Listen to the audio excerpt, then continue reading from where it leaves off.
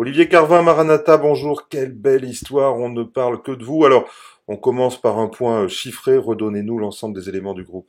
On est sur une belle progression. C'est vrai que cette année, on va dépasser le cap des 50 hôtels, très axé Paris.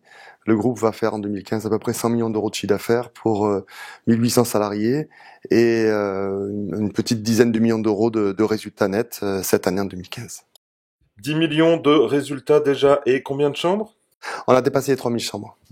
3000 chambres, c'est impressionnant. Et allez, on parle de l'actualité. Vous défrayez la chronique avec une nouvelle acquisition à Paris, des hôtels prestigieux.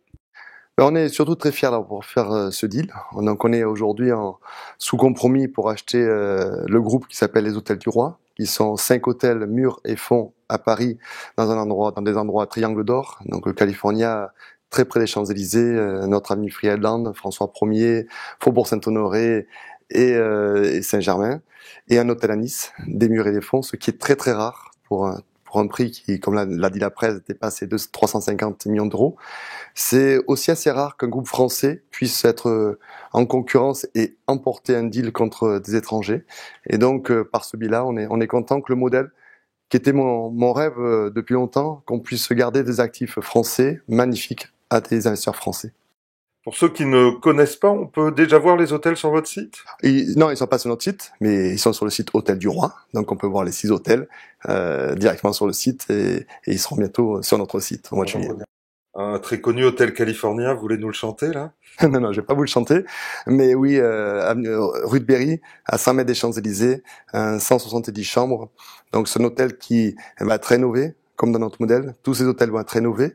Ils appartenaient à une famille qui avait fait fortune dans la promotion, Monsieur Leroy, qui a créé le groupe Maison Familiale, et ils ont acheté ces hôtels il y a une quarantaine d'années.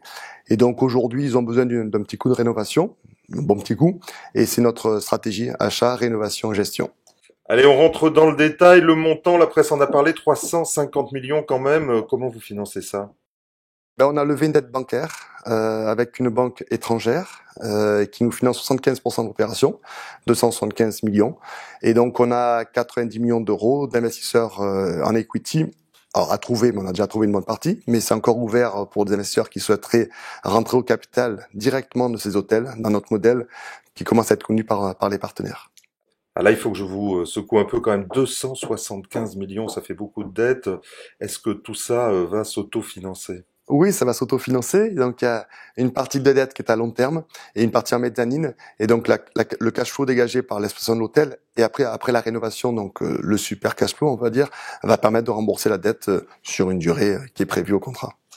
Alors, on sait que votre expertise, c'est d'upgrader vos hôtels. Là, vous nous dites, rien que les travaux vont créer de la valeur parce que ces travaux vont créer une nouvelle rentabilité.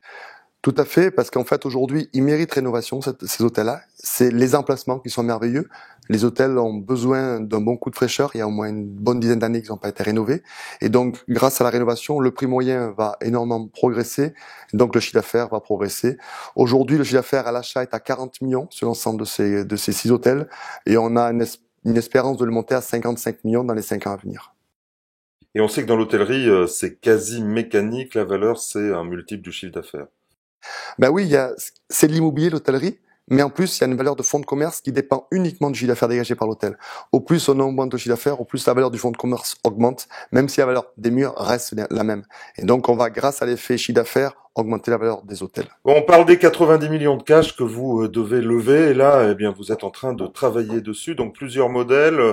Le PEA, le réemploi pour les chefs d'entreprise, mais aussi TEPA, ISF, racontez-nous. Exactement. Donc, on a le modèle classique, donc avec l'éligibilité des titres dans le PEA et le PEA PME, et aussi surtout les grandes fortunes peuvent être intéressées parce qu'on est éligible au 885T du Code général des impôts, c'est-à-dire que tout ce qui est investi permet d'être exonéré de la base ISF, et on est aussi éligible au réemploi économique. Donc, tous ceux qui ont vendu leur société et qui souhaitent réemployer leur argent pour acheter un hôtel à Paris peuvent le faire dans ce cadre.